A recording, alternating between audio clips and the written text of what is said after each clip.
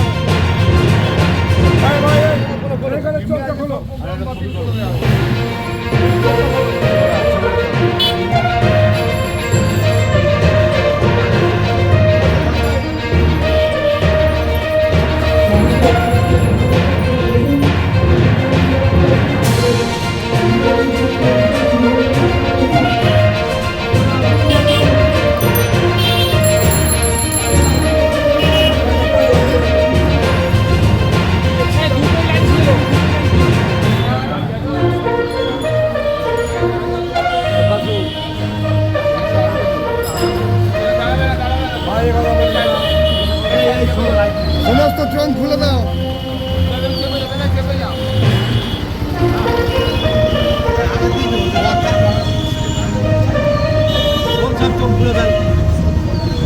ভালো করে দিয়ে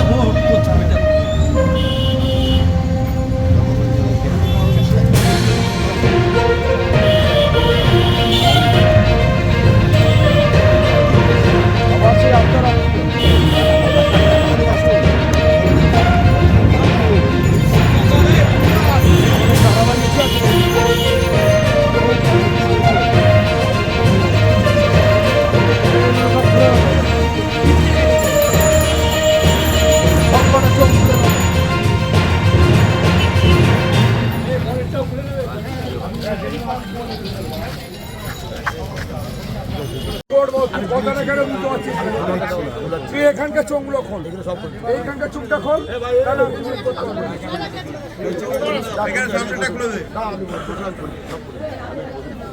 বারবার তোকে বলে দিলাম মিটিং এর সিদ্ধান্ত হয়ে গেল, তারপরেও তুই করলি, তারপরেও তুই করলি।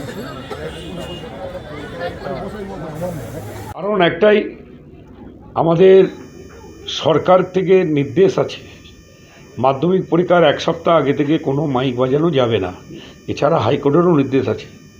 সেই মোতাবেক আমাদের সিদ্ধান্তই হয়েছিল যদি কোনো ফাঁকা মাঠে করা হয় তাহলে শুধুমাত্র ছোট বক্স দিয়ে অনুষ্ঠান করতে হবে। যেহেতু রক্তদান শিবিরটা আগে থেকেই ওদের ছিল, কনফার্ম ছিল, সেই জন্য রক্তদান শিবির করুক। কিন্তু গিয়ে দেখলাম যে সেখানে চোঙও পর্যন্ত লাগানো আছে। সমস্ত চোঙ খুলিয়ে তারপরে এই প্রোগ্রাম আমরা করলাম। বিধায়ক হিসাবে কাজ দারুণ, কি বলবেন? এটা দারুণ নয়, আমি আমাদের মুখ্যমন্ত্রী মমতা বন্দ্যোপাধ্যায়ের নির্দেশ এবং হাইকোর্টের নির্দেশকে আমি প্রতিফলিত করলাম। কোথায় ছিল? সাপুইপাড়া বসুকাটি অঞ্চল।